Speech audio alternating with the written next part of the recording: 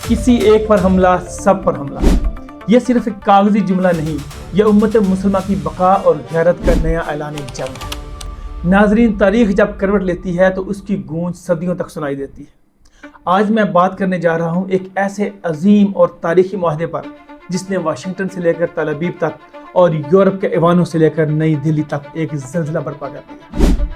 السلام علیکم، میں ہوں مسعود باجوہ اور آپ دیکھ رہے ہیں Masood Bajwa voice of the people, جہاں خبر سے آگے حقیقت بولتی ہے۔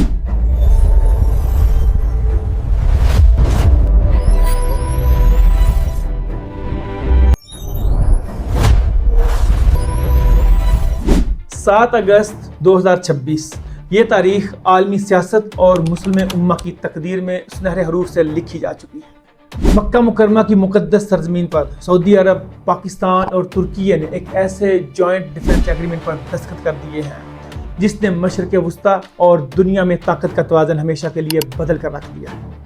اس معاہدے کی سب سے اہم اور بنیادی شق جس نے دشمنوں کی نیندیں اڑا دی ہیں وہ یہ ہے کہ ان تینوں میں سے کسی ایک پر حملہ تینوں پر حملہ تصور ہوگا۔ ذرا سوچئے، یہ کوئی عام کاغذی معاہدہ نہیں ہے، یہ مسلم دنیا کی سیکیورٹی کا وہ نیا آرکیٹیکچر ہے جس نے نیٹو کے آرٹیکل 5 کی طرح ایک ایسی دفاعی دیوار کھڑی کر دی ہے جسے پھلانگنا اب کسی عالمی طاقت کے بس کی بات نہیں رہی۔ اس عظیم کامیابی کے پیچھے جو سب سے بڑی وجہ ہے وہ ہے پاکستان کی سویلین اور ملٹری قیادت کی انتہائی کامیاب، ٹھوس اور پرو ایکٹیو سفارتکاری اور خارجہ پالیسی۔ یاد کیجئے، پچھلے سال مئی 2025 کی وہ 4 روزہ پاک بھارت جنگ جسے آپریشن سندور کہا جاتا ہے، اس جنگ نے دنیا کو اور خاص طور پر مسلم ممالک کو بتا دیا تھا کہ پاکستان کی ملٹری طاقت اور کنونشنل جنگی صلاحیت کس قدر خوفناک اور جدید ہے۔ لیکن بات یہاں ختم نہیں ہوتی۔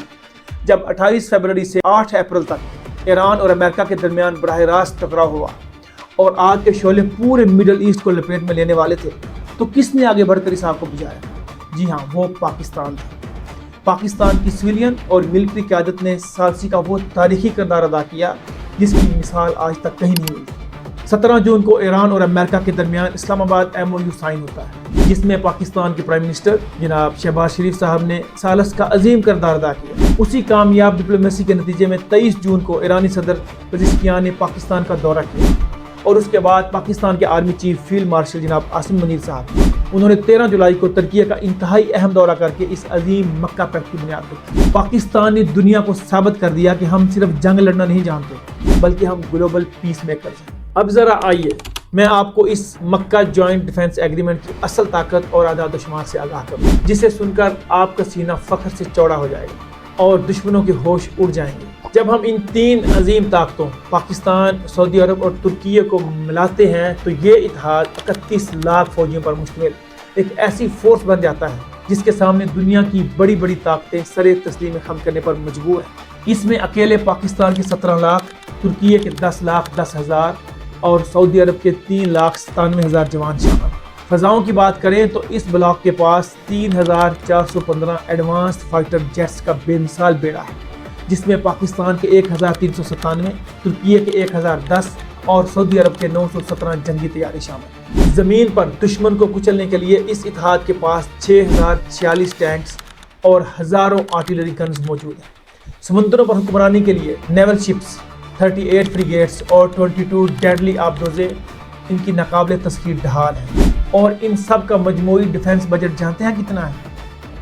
124.5 بلین ڈالر۔ لیکن ان سب سے بڑھ کر جو چیز اس اتحاد کو ناقابل تسخیر بناتی ہے وہ ہے پاکستان کا نیوکلیئر ڈیٹرنس۔ پاکستان وہ واحد مسلم ملک ہے جو ایٹمی طاقت ہے، اور اب پاکستان کا یہ ایٹمی حصار ترکیہ کی جدید ڈرون ٹیکنالوجی اور سعودی عرب کی معاشی طاقت، یہ تینوں مل کر ایک ایسی دیوار بن چکے ہیں کہ اسرائیل اور اس کے سرپرستوں کی چالاکیاں اب زیادہ دیر نہیں چلنے والی۔ اسرائیل جو کھلے عام کہتا تھا کہ اسے ایران کے بعد ترکیہ سے خطرہ ہے، اب اس معاہدے کے بعد وہ ترکیہ یا سعودی عرب کی طرف میلی آنکھ سے دیکھنے کی جرات بھی نہیں کرے گا، کیونکہ اسے پتہ ہے کہ اب اس کی لڑائی ایک سے نہیں بلکہ 3 ملکوں سے ہوگی، اور ان کے پیچھے کھڑا ہے پاکستان اپنی پوری ایٹمی طاقت کے ساتھ۔ اور اس معاہدے کے بعد بھارت میں جو آگ لگی ہوئی ہے، جو صف ماتم بچھی ہوئی ہے، اس کی کہانی بھی سن لیجئے۔ بھارت کی اسٹیبلشمنٹ اور ان کا گودی میڈیا باقاعدہ ڈپریشن میں جا چکا ہے۔ भारतीय वजारत खारजा के पसीने छूट रहे हैं और रा का माउथपीस सहाफ़ी आदित्य राज कोल खुद चीख चीख कर ट्वीट्स कर रहा है कि पाकिस्तान ने ये क्या कर दिया। भारत के senior defence analyst Parveen Sahni ने तो मोदी सरकार के मुंह पर थप्पड़ मारते हुए वाज़ेह लिख दिया है कि गल्फ में अब अमेरिका की सिक्योरिटी का अल्टरनेटिव सिर्फ और सिर्फ पाकिस्तान बन चुका है। जो भारत कल तक पाकिस्तान को आइसोलेट करने के ख्वाब देखता था, आज उसे समझ नहीं आ रहा कि वो इस अजीम इस्लामी ब्लॉक का सामना कैसे करेगा। नई दिल्ली को अब ये बात हजम नहीं हो रही कि पाकिस्तान की इस सफारती और अस्करी फतह के बाद अब खित्ते में उनकी चौधराहट हमेशा के लिए दफन हो चुकी है। नाजरीन, ये सिर्फ आज की बात नहीं है, ये मुस्तकबिल का ब्लैक एंड वाइट खाका है। आने वाले सालों में आप देखेंगे कि ये मुआहदा मजीद फैलेगा और एक वसी इस्लामी नेटो की शक्ल इख्तियार करेगा। कुवैत ने पहले ही पाकिस्तान के साथ अपना डिफेंस पैक्ट बाकायदा तौसीक कर लिया है। सोमालिया के साथ मुआहदा हो चुका है और मुस्तकबिल में मिस्र, उर्दन और कतर भी इस वसी इलाका इत्तेहाद का हिस्सा बनते नजर आ रहे हैं। सबसे बड़ी पेशगोई ये है कि पाकिस्तान, सऊदी अरब और तुर्की मिलकर मुस्तकबिल में 5th जनरेशन जंगी तैयारे, अनमैन एयरक्राफ्ट्स और जदीद डिफेंस सिस्टम्स बनाएंगे, क्योंकि पाकिस्तान के पास 5000 से ज़ायद PhD डिफेंस साइंटिस्ट और रिसर्च का तजर्बा है। तुर्की के पास जदीद टेक्नोलॉजी है और सऊदी अरब के पास बेपनाह सरमाया मौजूद है। ये तीनों मिलकर दफाई पैदावार में तहलका मचा देंगे।